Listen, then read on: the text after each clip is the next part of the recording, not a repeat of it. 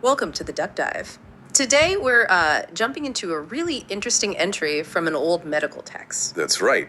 We're looking at William Boericke's Homeopathic Materia Medica. And our focus is one particular substance, Boletus Laricis. You might also know it as white agaric or polyporous officinale. We're aiming to pull out the key details, and honestly, some of them are quite surprising. Yeah, what jumps out right away with Boletus Laricis in Boericke's work is, well, its main reported uses. Okay, like what? Primarily, it was listed for something called quotidian intermittent fever. So that's a fever that would, come back every day. Daily fevers, right, got it. And also for night sweats associated with phthisis. That's an older term for tuberculosis. And there was something specific about the sweat, wasn't there? Yes, exactly. The text notes the sweat is often light but gives no relief. Yeah. That detail itself tells you something about how closely they were observing. It really does. That level of detail is quite striking. So, beyond those main uses, what specific symptoms did Boericke connect with it? Right, this is where it gets even more interesting, I think. Looking at the specific symptoms for the head, for instance. Yeah. Boericke describes this feeling of lightness, hollowness even, but paired with a deep headache right in the front. A kind of empty but painful feeling, and the mouth symptoms really caught my eye. Oh yeah, what stood out to you? The text mentions a thick yellow coating on the tongue and, get this, teeth that appear indented. Indented teeth. It's such a strange, specific visual, isn't it?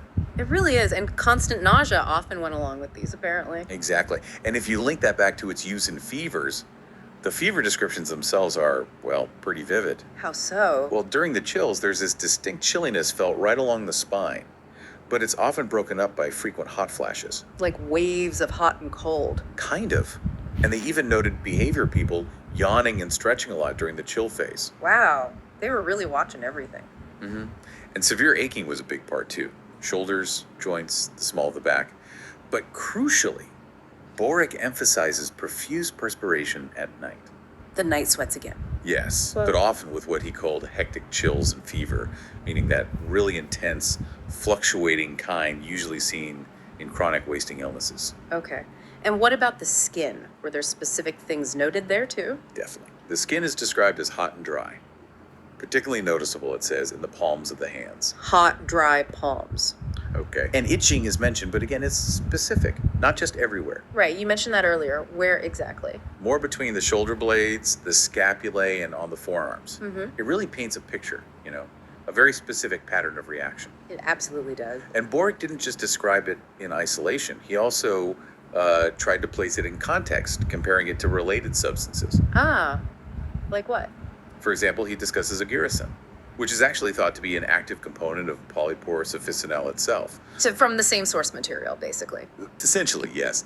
And agiricin was also noted specifically for those exhausting night sweats, the enervating ones, in phthisis and other conditions, usually in tiny doses, like a quarter to half a gram. Tiny doses, okay. Any other uses for agiricin?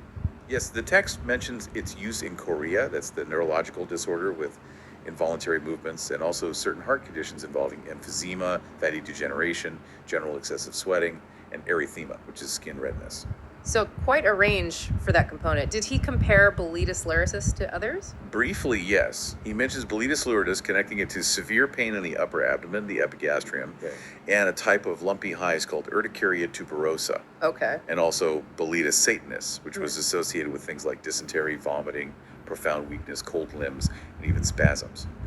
Quite different pictures. Definitely different profiles. And just to wrap up the specifics from Boericke for Boletus laricis itself, the dose he recommended. The text suggests the first attenuation. Which, for anyone unfamiliar with homeopathic terms, generally means it's a less diluted preparation, suggesting maybe a more direct or potent application compared to very high dilution. That would be the implication, yes. Okay, let's sort of step back and unpack this. What really strikes me from this deep dive isn't just the list of symptoms, but the incredible specificity. Things like indented teeth or itching only between the shoulder blades. It points to this almost lost art of observing really subtle physiological signs. It really makes you think about the depth of observation that went into compiling these old materia medica. Yeah. It wasn't just about what did this treat, was it? No, it seems much more about how exactly does this substance affect the body. down to the tiniest, most peculiar details. They were trying to categorize things by their precise fingerprint on the system. Precisely. The unique pattern of effects. So it leaves us with a question, really. What can we actually learn about our own body's subtle signals by looking at these incredibly detailed, centuries-old descriptions? It's a great point. It prompts reflection on what that kind of detailed observation meant back then and, well, what value it might still hold for us today. How do we observe now versus then? Exactly. Something for you, the listener, to perhaps ponder. What does that precision of observation mean across different eras of understanding health in the body?